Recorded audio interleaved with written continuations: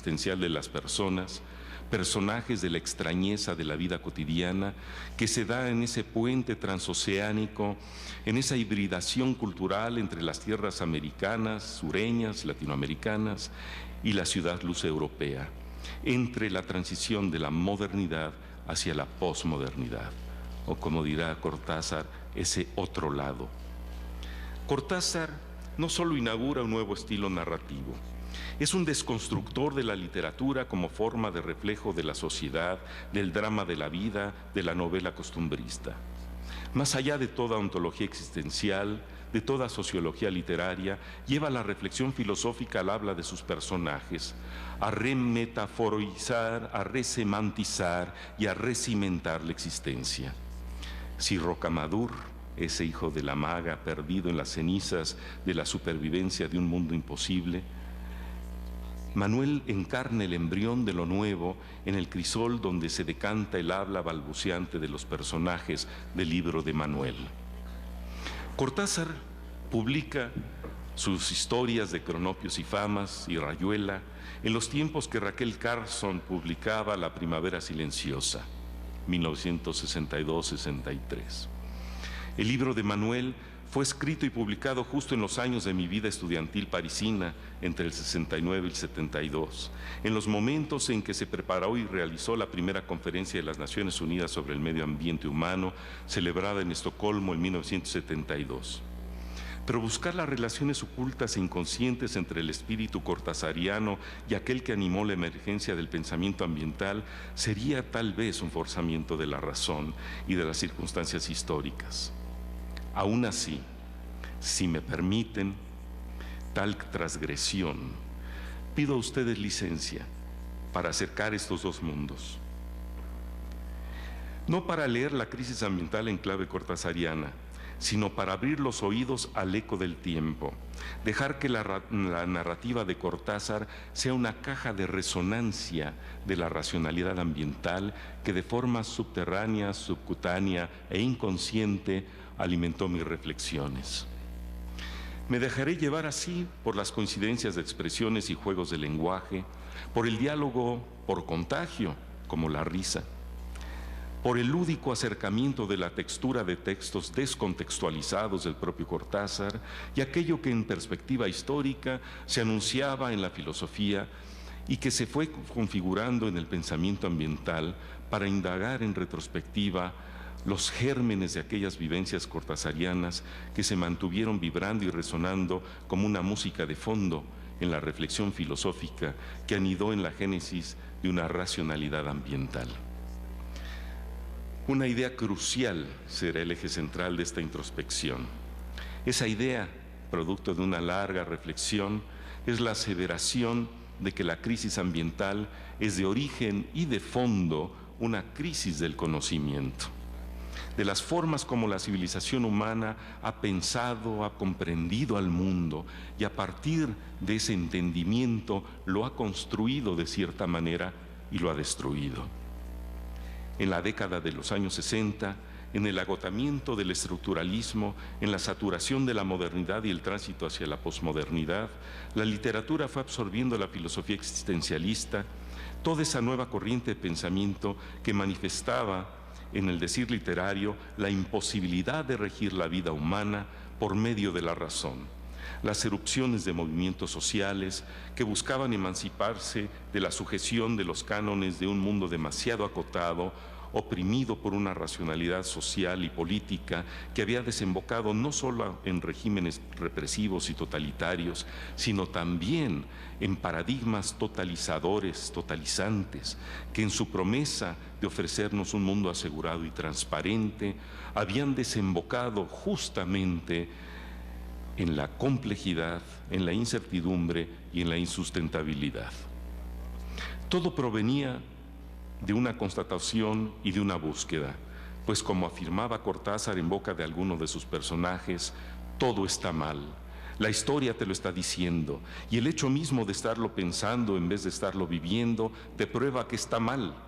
que nos hemos metido en una desarmonía total, que todos nuestros discursos disfrazan con el edificio social, con la historia, con el estilo jónico, con la alegría del Renacimiento y la tristeza superficial del romanticismo. Algo andaba mal. En esos años de turbulencias teóricas y sociales, caminábamos imbécilmente por el mundo, por un mundo caduco, resquebrajado, insustentable. Algo que no podía pensarse de la misma manera, decirse con las mismas palabras, enunciarse con las mismas formas discursivas. Ya lo había anticipado T.S. Eliot en sus 4 cuartetos, cuando dijo: la fruta de la pasada estación fue comida, y la bestia bien alimentada pateará el plato vacío, pues las palabras del año pasado pertenecen al lenguaje del año pasado, y las palabras del año siguiente esperan una nueva voz. Y así Cortázar se preguntaba: ¿para qué sirve el escritor, si no para destruir la literatura? El escritor tiene que incendiar el lenguaje, acabar con las formas coaguladas e ir todavía más allá, poner en duda la posibilidad que ese lenguaje esté todavía en contacto con lo que pretende mentar. No ya las palabras en sí, sino la estructura total de una lengua, de un discurso. Es en ese agotamiento del sentido, de pérdida de sustentabilidad, que la vida que emerge de las profundidades oceánicas de la poesía, que la vida que emerge de las profundidades oceánicas de la poesía se expresan enigmáticamente, como lo hizo Fernando Pessoa al decir: navegar es preciso, vivir no es necesario. La narrativa cortasariana se abre paso entre las formulaciones del positivismo en todas sus acepciones y toma como trampolín a Wittgenstein para treparse a la balsa de la literatura y flotar en la marea de los juegos del lenguaje literario. De un lenguaje que da su lugar no solo a la incertidumbre, al azar y al no saber, sino al absurdo. Convencido, dice algún personaje, de que ese absurdo de ir hacia lo absurdo es exactamente lo que hace caer las murallas de Jericó, que están a contrapelo del absurdo porque lo saben vulnerable, vencible, y que en el fondo basta gritarle en la cara que no es más que la prehistoria del hombre, su proyecto amorfo, con todas las innumerables posibilidades de descripción teológica, fenomenológica, ontológica, sociológica, dialéctico-materialista, pop y hippie, y que se acabó. No se sabe cómo, pero a esta altura del siglo hay algo que se acabó, hermano, y entonces a ver qué pasa. Y ese absurdo discurre en una metáfora teatral, en que los personajes de la novela se sientan delante de una pared de ladrillos, como si fuera un telón pintado, que fuera a alzarse apenas se apagaran las luces. Pero claro,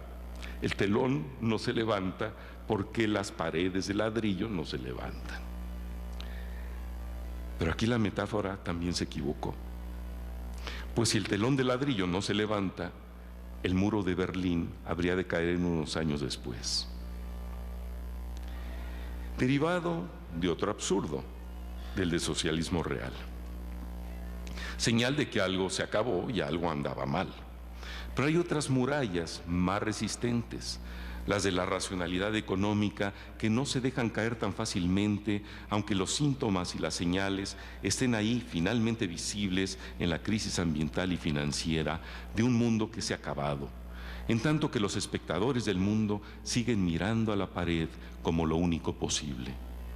Hoy, no solo los filósofos y poetas aventurados como los Lowenstein y los Morelli de Cortázar, sino una ciudadanía expectante, están mirando la pared porque sospechan lo que puede haber del otro lado y empiezan a imaginar una posible salida del hombre a través de los ladrillos, la salida de la jaula de racionalidad que ha construido los muros de un mundo insustentable. En el libro de Manuel, Cortázar nos deleita con un prefacio filosófico lúdico literario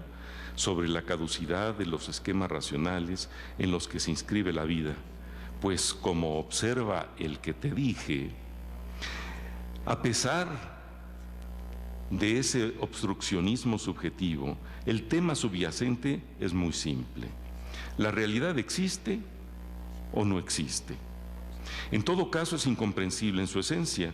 así como las esencias son incomprensibles en la realidad, y la comprensión